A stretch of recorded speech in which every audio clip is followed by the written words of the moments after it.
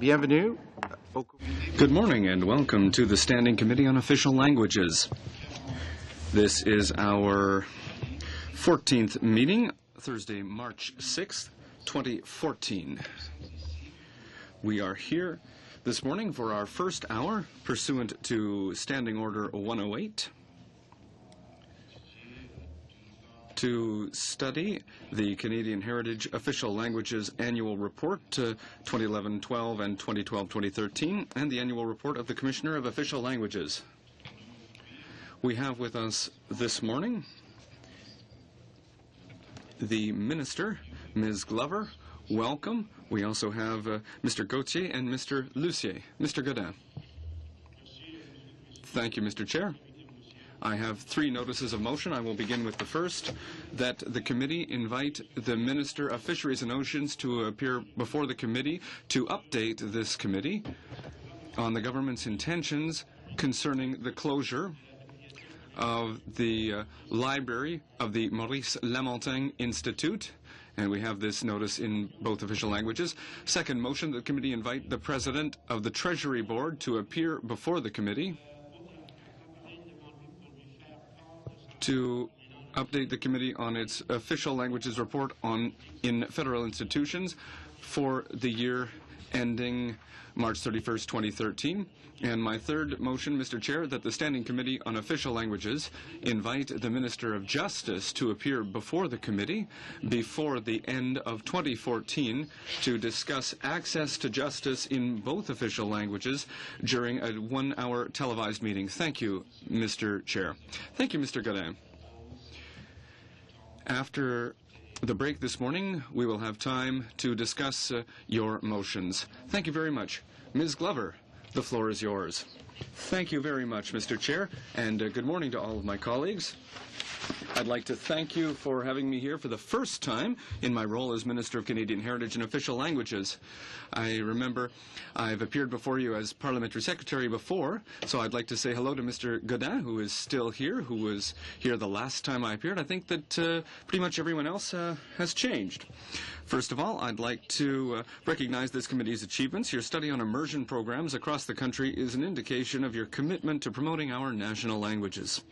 I was, however, a little disappointed that I didn't receive an invitation to appear, especially given the fact that I have often expressed my concerns, and I myself came from an immersion program, and I'm very proud of being from that.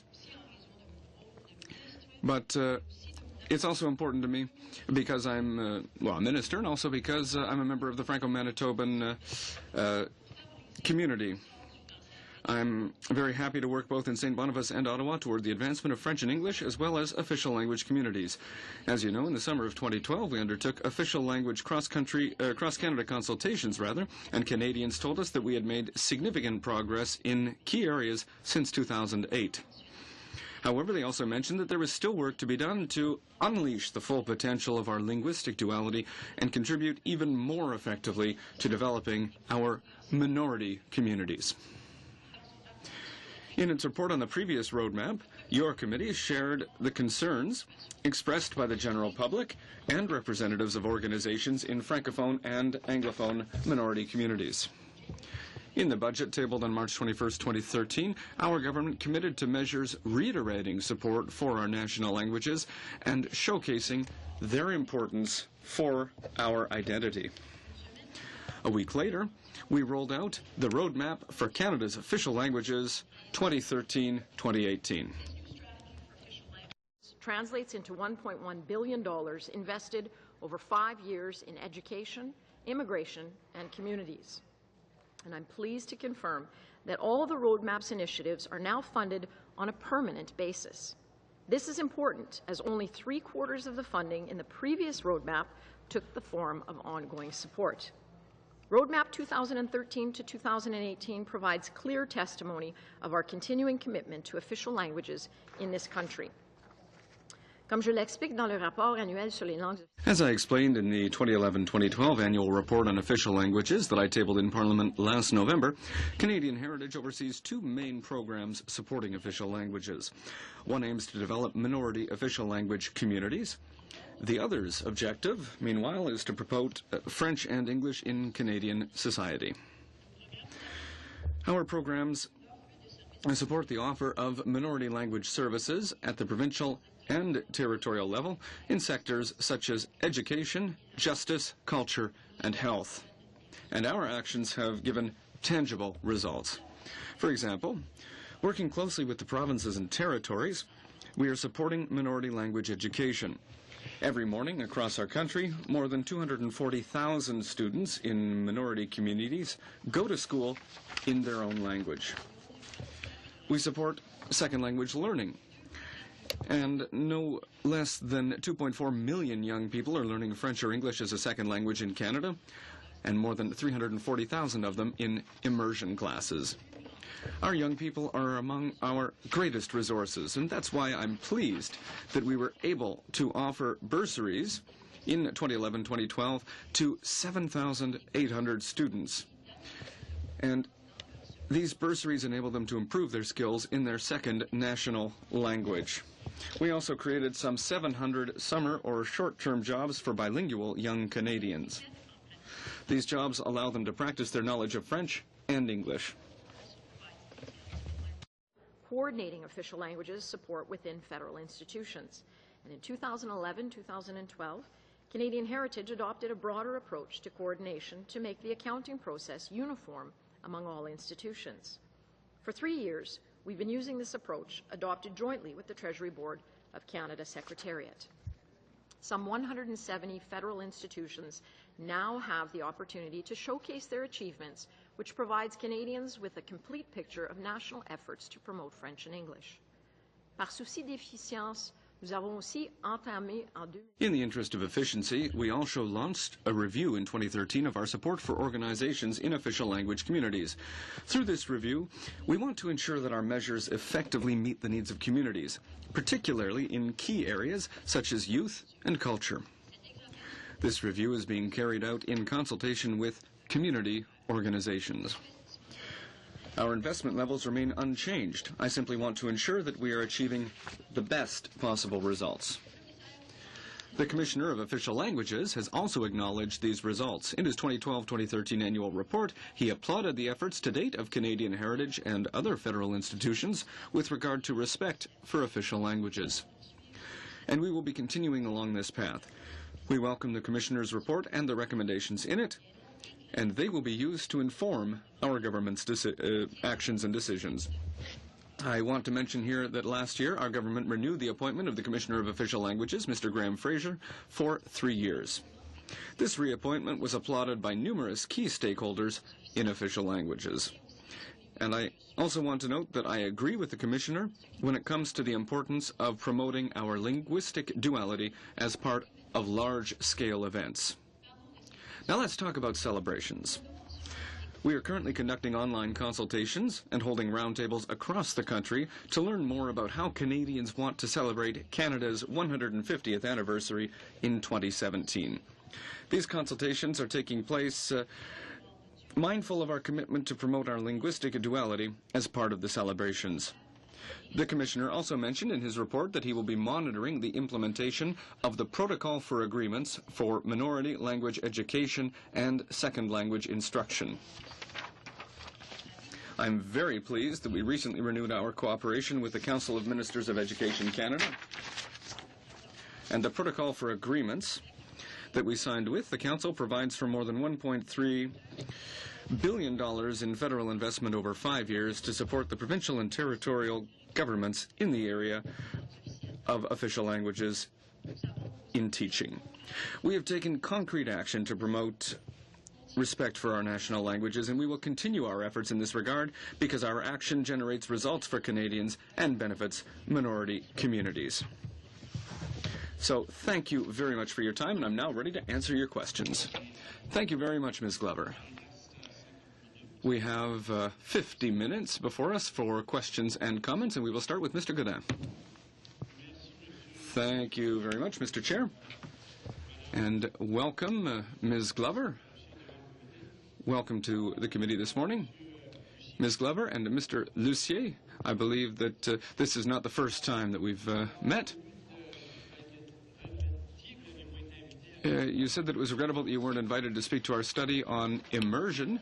You will certainly have the opportunity to answer our report. You're the minister responsible for that, so I'm looking forward to seeing your answer to the report that we tabled on immersion in the House of Commons. And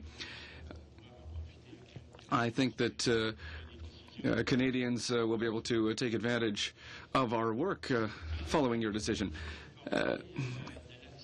Minister, I'd like to talk about access to justice.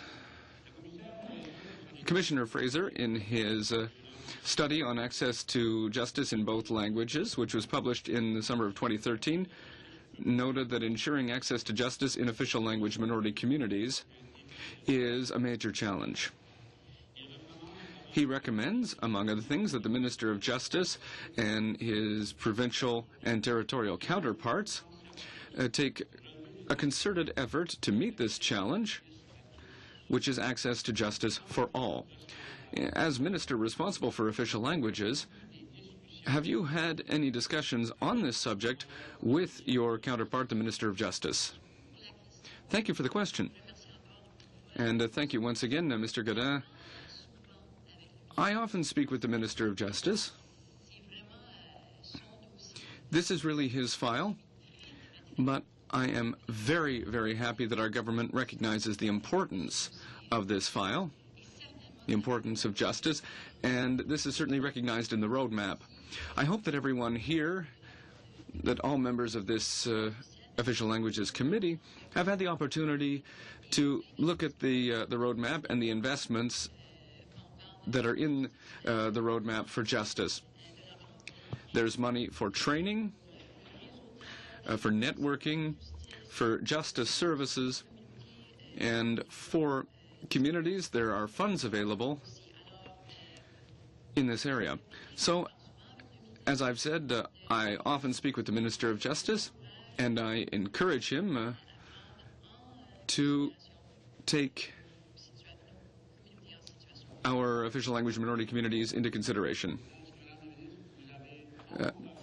Minister, have you encouraged the Minister of Justice to implement the Commissioner of Official Languages recommendations? That's up to the Minister of Justice. I haven't directly spoken to him about that, but certainly we've spoken about many other subjects. Will you commit yourself to talking to him about this, because you are the Minister responsible for official languages? You're responsible for official languages. The Commissioner, who is the guard dog of official languages in Canada, has talked about this. Will you commit to speaking to the Minister of Justice about the importance of this and communicate to the opinions of the Commissioner of Official Languages? Well, once again, I'm very happy to be the Minister of Official Languages. Oh, I have no doubt of that. I have no doubt of that. And I'm part of a government that believes that 14 departments, which are named in the roadmap, have their own responsibilities. And we encourage them to take those responsibilities to heart. And I completely agree. I can certainly encourage them as we move forward. But I'd like to assure you that our ministers, the ministers of the 14 departments that are involved in the roadmap, are very committed to their portfolios, and I will speak to the Minister of Justice, as I do often, to tell him once again that it's a very important thing. In Canada, are there enough judges in each province to give access to justice in both official languages? Do we have enough judges everywhere in Canada? Well, I come from Manitoba, and I can tell you that what I do at home is I try to encourage lawyers, all the lawyers that I know. No, that's not my question. Are there... I'm coming to the answer. There is a lack, frankly, there is a lack of available people who have the necessary skills and who are excellent jurists. So I'm always encouraging lawyers to work in this area. We're in regular contact with the Chief Justices of the provinces to encourage them to promote bilingualism. It would be excellent if Canada had more, but we need to encourage them. Well, what I don't understand, Minister, is that the Department of Justice, I appeared before the Department of Justice, the Standing Committee on Justice last week, last Tuesday, and Mr. Michel Francoeur was there. and he was speaking about the criminal code, Articles 130 and 131. And I asked questions, are there enough judges? And Mr. Doyes, another department official, and I said, Mr. Doyes, if I've understood correctly, you said there are a lot of bilingual judges in Canada. He said, yes, it's true. There are a lot. Yes, we have enough. So there's a contradiction here between departments, because they're saying that there are enough judges, and the official languages commissioner is saying that there aren't. So I was told this 3 times, and I couldn't believe it. Well, I can't speak for the other departments. I'm not aware of courts that have said we don't have enough judges to do our work. I've never heard that in Canada. So maybe that's what they're talking about. As Minister of Official Languages, I think we need to encourage all bilingual lawyers to apply for judgeships. And I would encourage all those who are not bilingual to make an effort to learn the other language. As you know, there are already graduate courses for judges who are currently in place. There's also training for those who work in the justice system, police officers, clerks, etc., because of investments that our government has made. So we will continue in this same vein because that helps, and hopefully one day we will have the opportunity to say that we have more. Thank you. Thank you, Mr. Godin. Mr. Gord. Thank you, Mr. Chair. Thank you, Minister Glover, for being here this morning. It's very generous on your part. Also, thank you, Mr. Lucier and Mr. Gauthier, for being here. Minister, I know that you're very concerned with teaching in Canada. Where are we in terms of negotiation for new agreements, the new protocol agreements for French language learning? And I'm talking about the agreements for 2013 to 2017 with the provinces and territories. Thank you for your question, Mr. Gould. And this goes back a little bit to what Mr. Godin was saying about immersion. So I was talking about the protocol for agreements that are being negotiated. I think we're about halfway through the negotiations, and you'll see in the coming weeks, I have no doubt, some announcements concerning these agreements with the provinces and territories. One of the first things that I did as Official Languages Minister was sign in August the protocol for agreements with the Council of Ministers of Education Canada. So we're almost done. But these investments that we're making are for $1.3 million, or billion dollars, rather. That's $260 million a year, and that's a major investment. Because if we want to train bilingual judges, politicians, etc., these investments are absolutely necessary. So this is for immersion programs, but also second language learning programs for students, for example, in English-speaking schools who want to learn French, or the opposite in Quebec. These agreements will allow more children and more students to learn both national languages, which, in my opinion, is the absolute best opportunity that we can give to our students. Well, Minister, how does linguistic duality in Canada personally affect you? Well, personally, and I have to speak about this as a mother and as someone who really wants to thank her immersion teachers. Linguistic duality opened doors for me. It gave me possibilities, and I am convinced that linguistic duality can do the very same thing for anybody who gets involved in it. Linguistic duality in Canada speaks about who we are as Canadians. We have 2 languages. We are Canadians from ocean to ocean, one sea to the other. We appreciate the cultures of both peoples, and we speak our 2 languages. once again, all I can do is encourage parents who are thinking about the possibility of putting their children in French immersion.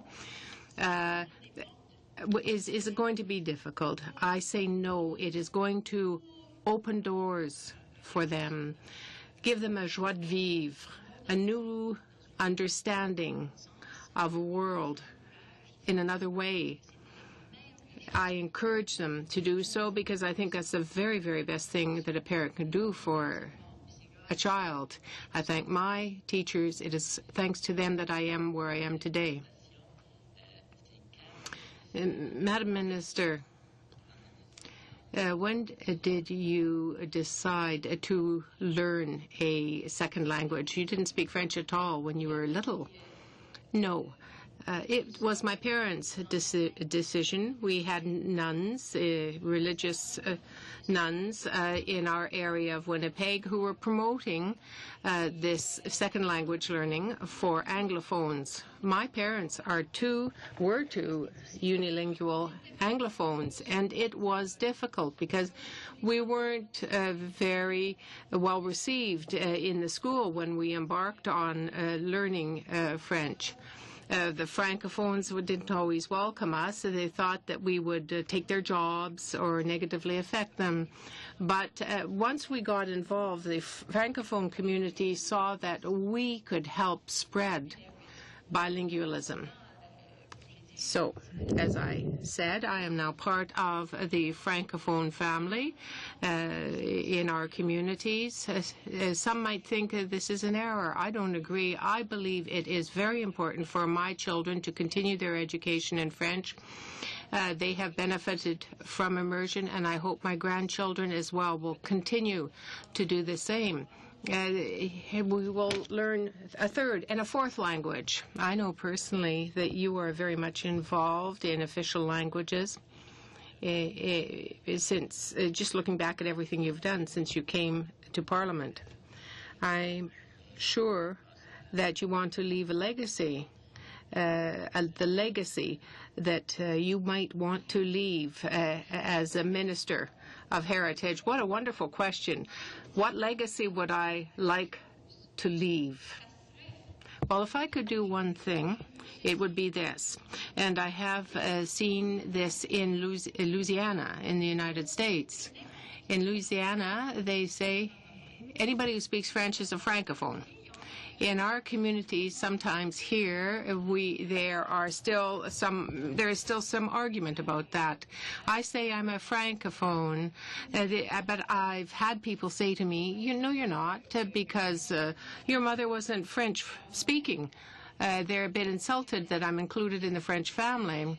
So my dream would be this, that all Canadians could speak French like Francophones, that we're part of the same family, and that we don't have this yes or no discussion. If you speak French, you're part of the big Francophone family, and that should be recognized by all people from all sides. I thank you for your question. Madame Saint-Denis. I would like to broach the difference between theory and practice. We have lovely programs and so on, but I have to tell you this. Last night we had the forum for young people who come from all provinces in Canada to see Parliament.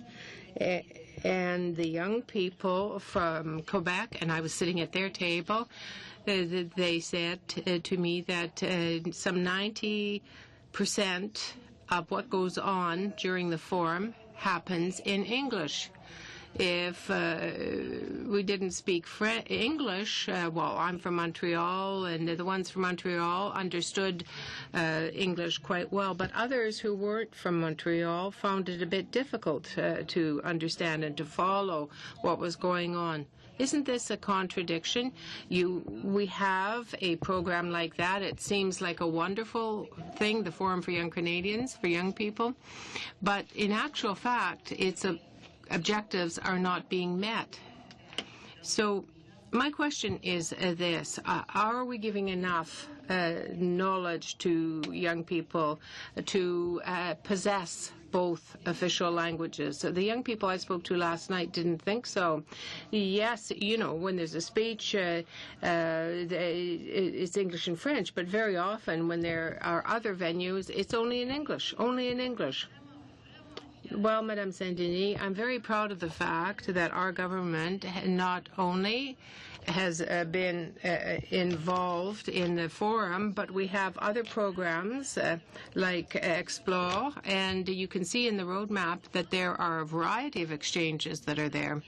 It gives our young people opportunities, and we are investing in this. Let me come back to the Liberals. I have to say, I was in Montreal last week. I was there for Montréal Métropole Culturelle. It was great. It was wonderful. There was about 100 people, and it was just fantastic. But you know what I heard? They said to me, there is a Liberal convention here. Mr. Trudeau made his speech, but only 7% of the speech was in French. In Montreal, only 7%. I could hardly believe it. I know there are errors that are made. I understand that, but we can improve. There are improvements that can be made. I point that out because we have the same problem. But I encourage everybody to do their best to address our young people in both English and French. What are the cultural industries, the Francophone ones that are funded by the federal government, that may well find their existence threatened by budget cuts? Oh, yes. Well, on the contrary.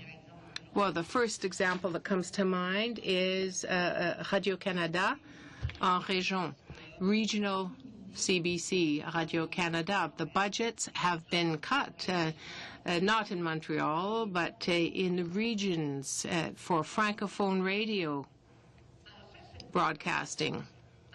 Isn't that a victim of the cuts? Well, let me look at our cultural investment. Our government has highlighted cultural investment. It is the only G7 country globally that has maintained direct funding for artists. And in addition, we have conserved our direct funding for sport and for official languages. There have been no cuts in official languages at all.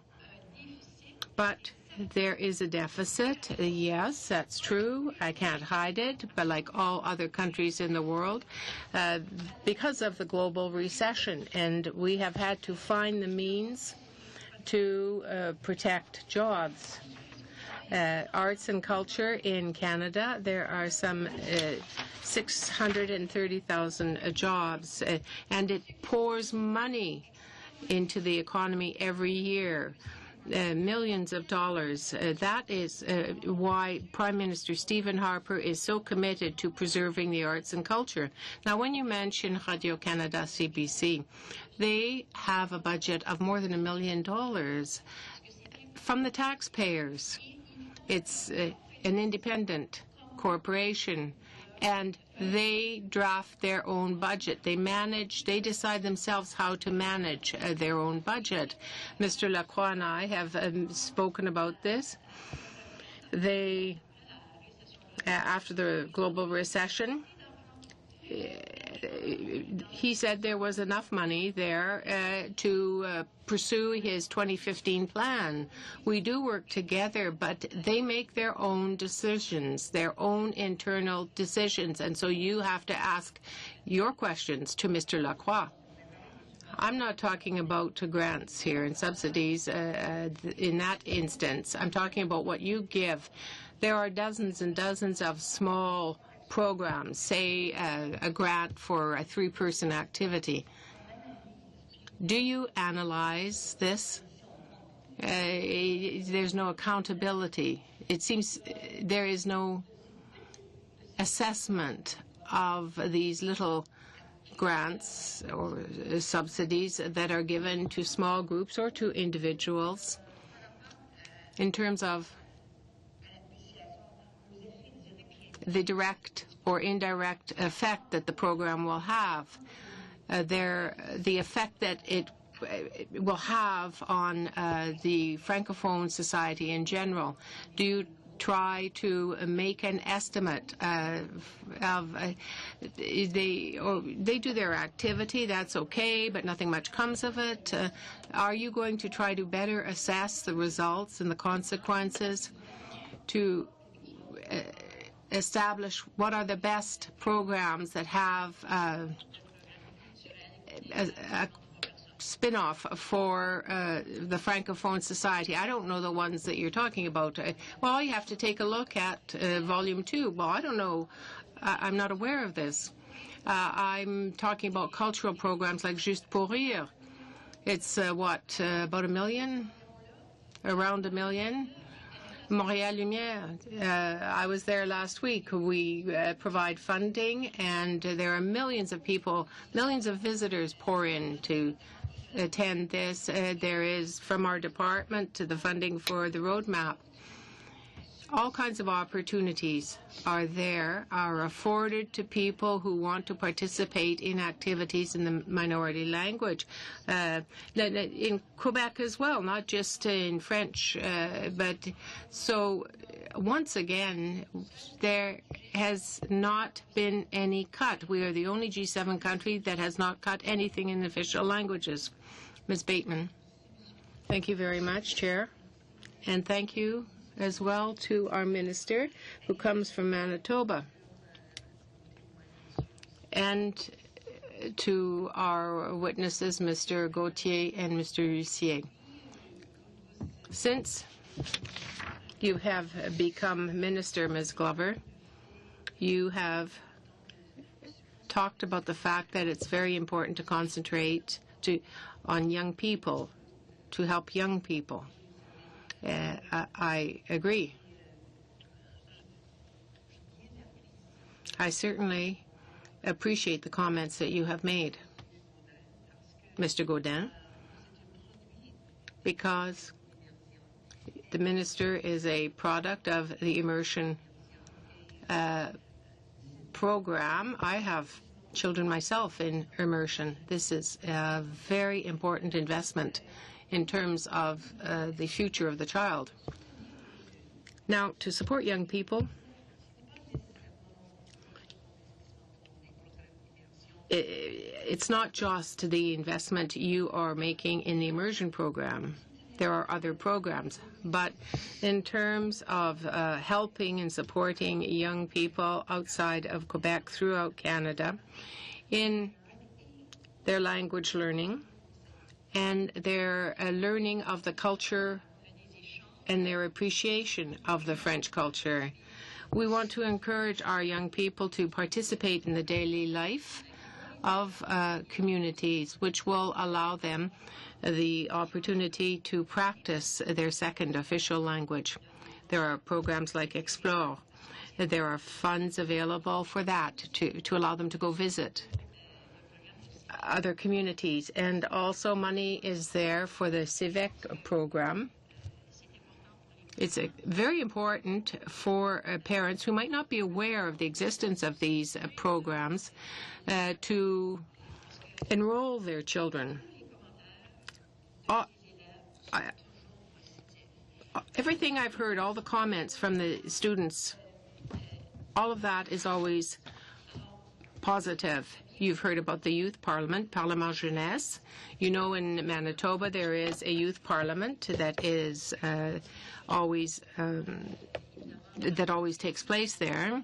It's important for young people to participate, to learn. We have the Francophone Games, les Jeux de la Francophonie. That is very good for children as well, for young people as well.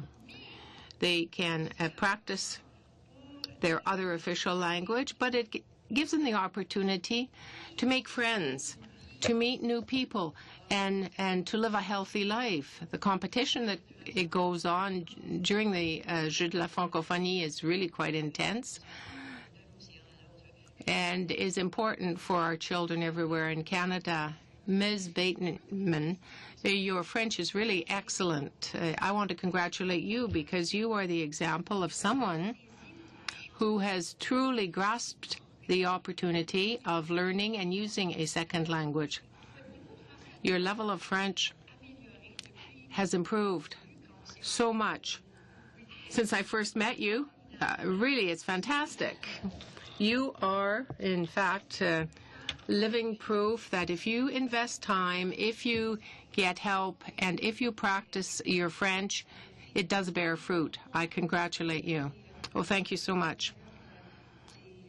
With respect to your comments on the Jeux de la Francophonie, are these Francophone games available for young people who live everywhere in Manitoba? I don't know about the teams that were part of it last time, but it's available for all French-speaking students. It doesn't matter if they're in immersion or second language or in the second language stream. Oh, there are Francophone games even outside of Canada, you know. This is a challenge for them. It helps, it influences them, it motivates them to do their best in their chosen sport. And I certainly encourage your committee, if you ever do have the opportunity, to come and see our Jeux de la Francophonie. It's an opportunity that would certainly encourage young people. You should seize that opportunity. The Explore program. How many young people have participated in it? Perhaps you don't have the exact figure right now. I think I said some 7,800 in my opening remarks. Oh, that's incredible. Everywhere throughout Canada. Yes. Well, thank you so much, Madam Minister. Thank you. Wonderful work. Thank you, Ms. Bateman.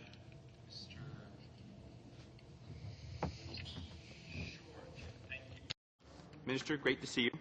Hi. You can always tell someone who's excited about their job and enjoys it, and you're just overflowing with that today, so I salute that, and it's great to see. I have a question regarding the 2012-2013 report from the Commissioner of Official Languages.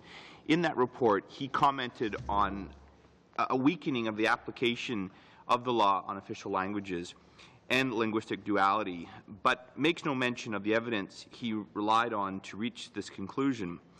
And in his report, he implies there is or has been an erosion of bilingualism in the public service because of some of the consequences of our move to balance the federal budget. I'll just cite the paragraph from the report so you're aware of it.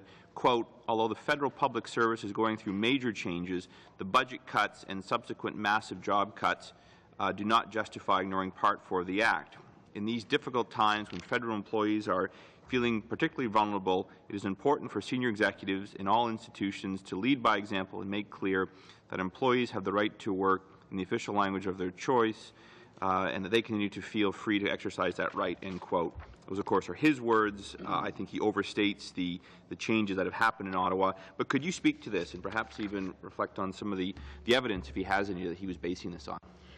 Thank you very much for the question. I have to say that I think the Official Language Commissioner does his very best in the circumstances that he finds himself in. I mean, there are so many requests of his time, and I understand that.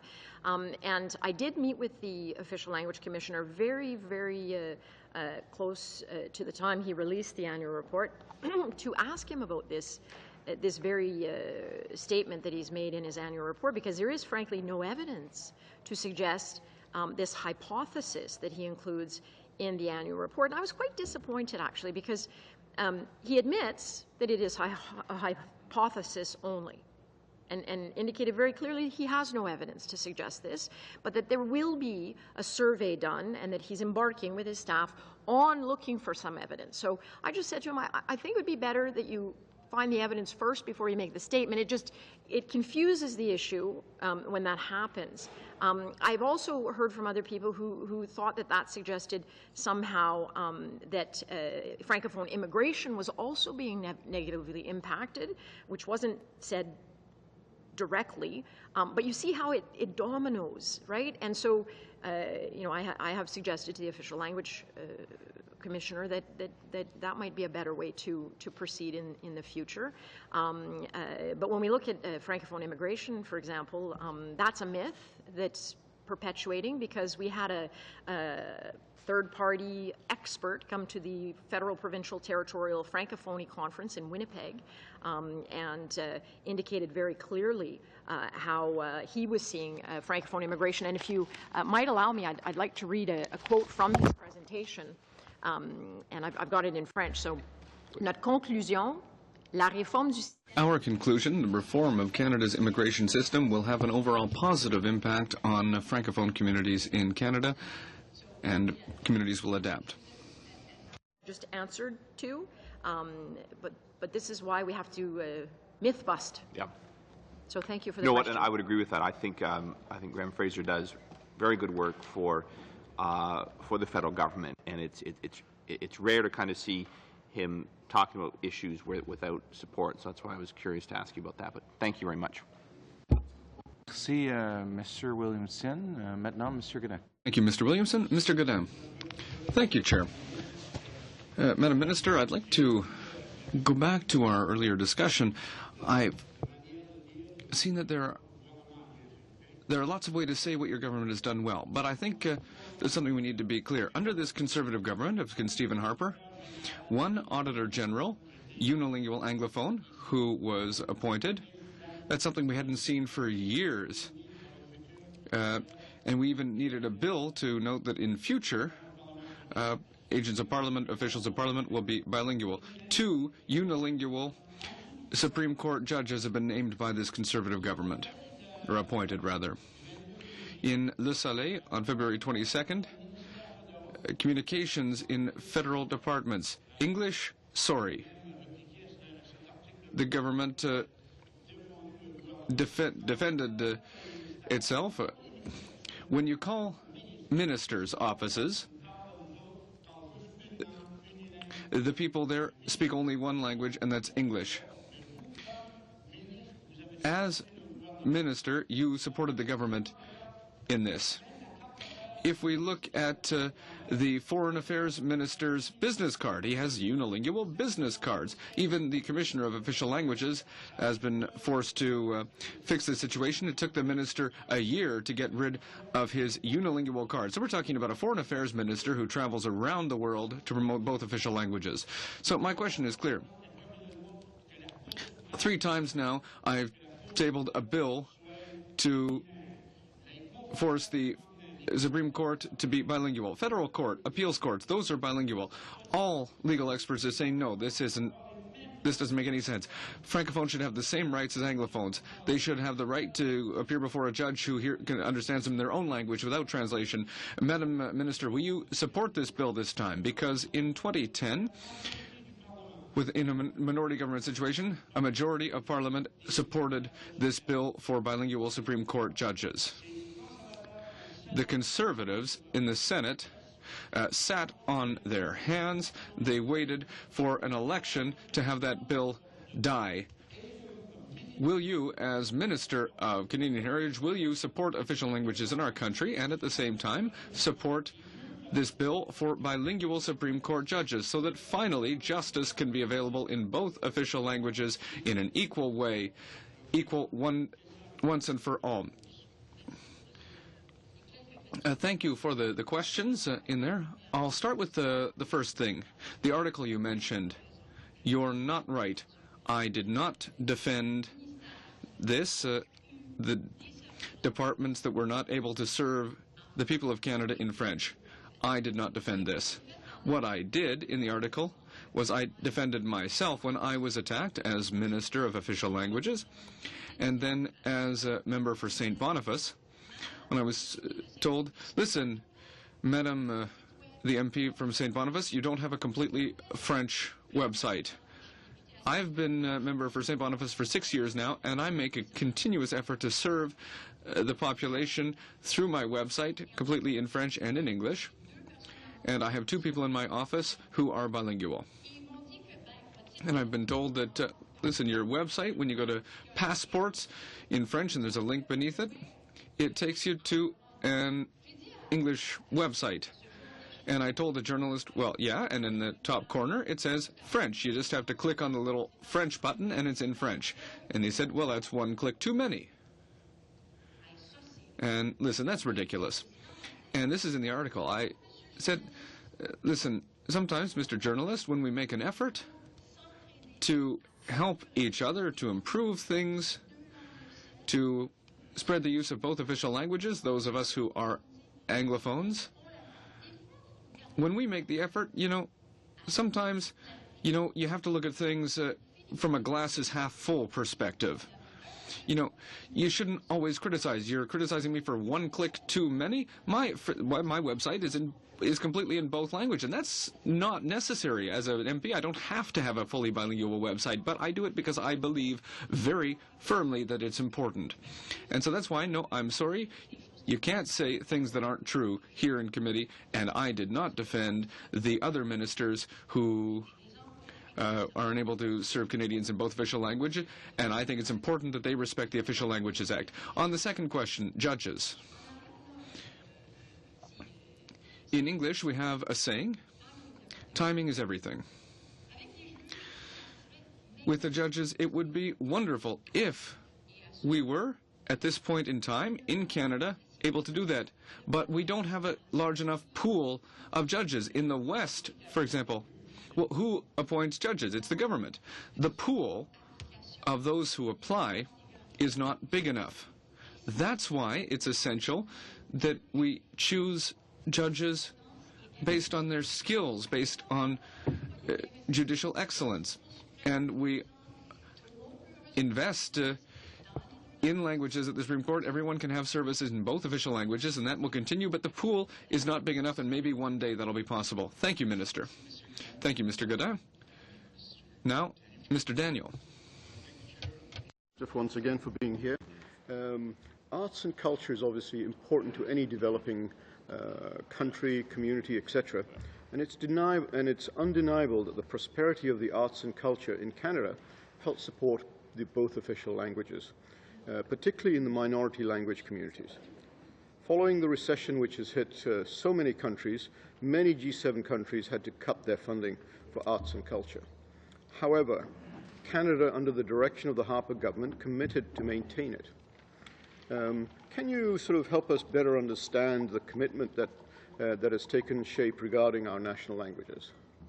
Thank you very much for the question, Mr. Daniel. This is an important economic driver, as I said in a previous answer to a question. There are 630,000 people who are employed in the arts and culture sectors here in Canada. This is almost $50 billion that comes into our economy every single year. Not only is this an economic driver, but it is something that we as Canadians hold near and dear to us. Our culture, our arts make us who we are. It's about where we came from, who we are today, where we're going. All of that is reflected typically in our arts and culture, and that's how we celebrate who we are as Canadians. That's why it's so invaluable. And that is why Prime Minister Harper continues to invest substantially in the arts and culture. And again, as you indicated, in the G7, we are the only country who maintain that funding. We're very proud of that fact. Official languages programs also, funding was maintained. And yes, we did have to tighten our belts in a number of areas, but where we tightened our belts and where we saw changes was really in the back office elements. So trying to find efficiencies within my department, for example, that's where we were able to do our part to try to alleviate the deficit and return to a balance. But we should be very proud of our record. This government has done more for arts and culture investments than any previous government in terms of the level of investment. But we also, in Budget 2014, did something that's very important for predictability. And it's something that the arts and culture community have been asking us for some time. And that is that we made many of the programs that sunset, we made them permanent, so that the arts and culture sectors in both languages, because we have applications in both languages that are treated equally. They now have predictability. They don't have to worry as the sunsetters are coming about as to whether or not they are going to have funding to continue. This was well received across the industry, rarely talked about in question period. I continue to wait for that all-important question from the opposition. But I'm going to tell you here and now, it's one of the first things I did as a minister. It's one of those things I'm going to remember for the rest of my life because it was the right thing to do. Thank you. And just as a supplement to that, this covers the whole range of arts, not just paintings and things like that, but artistic performers in terms of plays and songs and everything else. So as far as the arts and culture direct funding to artists goes, I'll give you an example of how the artists get their direct funding. We have the Canada Council for Arts. We give them $181 million to actually ensure that there is no political interference in providing those funds. And the Canadian Council for Arts, actually, they determine who benefits from the $181 million that is provided by the federal government. And so, as I say, that is direct funding to artists, but we also have a number of programs within our department. So the Canada Media Fund, the Canada Book Fund, we have a number of programs, festivals under the Building Communities through Arts, under Canadian Presentation for Arts. There are a number of different portfolios. We support, I think it's 1,100 festivals every year. Festival du Voyageur in my own backyard that contributes enormously to our economy and to our joie de vivre in Manitoba. So, as I say, there are little pots in different places that do exactly what you're suggesting, Mr. Daniel, and that is to support arts and culture and help us celebrate who we are as Canadians. Thank you, Minister. Thank you very much, Mr. Daniel. Madame Perrault. Thank you, Chair. I will go back to the roadmap. I know that your predecessor had announced last year that the roadmap would not have accountability measures. So Commissioner Fraser, in his 2012-2013 report, recommended the creation of a management framework for the roadmap. Is that something that you'll move forward with, that recommendation from Commissioner Fraser? Thank you for the question. And thank you very much, because that was the second thing that I discussed with the Official Languages Commissioner at our meeting around when the report was published. In his annual report, he says that we've taken out roughly $30 million from accountability and coordination at the department level. And that's not true. To manage all of the programs, certainly, myself as Minister of Official Languages and Canadian Heritage, I have quite a lot to do. Under the old roadmap, there was money in the roadmap for governments and coordination, but communities, following our consultations in 2012, we consulted across the country to determine how we were going to put together the next roadmap. And we were asked to take that money out of the roadmap because that's money that doesn't directly go to the communities. However, if you want to make sure that the roadmap is fully transparent, has there been an external audit done? Do I need to repeat, or is that all right? No, that's coming. That will be given soon, but I wanted to say that that was a mistake, once again, made by the Commissioner of Official Languages. No, he admits it. He admits it. He sees clearly that, but he had already tabled his report. But will there be an external audit? It's coming, yes. Yes, it's going to come out. An evaluation of coordination was done. I know that a report will be published soon, and you'll see that that's what you're waiting for. So one little thing, earlier my colleague from across the way spoke about youth. I'd just like to come back to the fact that we all recognize here that our young people are the next generation. In the roadmap, it's not well explained why there aren't programs or initiatives that are targeted directly at youth. Well, I disagree. In the roadmap? Yes. Well, the exchange programs, all of the exchange programs in the roadmap under education, if you look at the roadmap on education, you'll see that there's money for, and I have it here, I'll switch to the French side. There's money for exchanges, for summer projects. I'll list them as soon as I find the right page. And so, no, I'll list these programs. Musical program for official languages programs. I'm sorry, this is the old one. No, just let me continue with another question. You don't want the answer? Yes. But you can answer everything together. I just want to know the programs that are currently in the roadmap. Have they all started? Well, I'll just finish with the first question.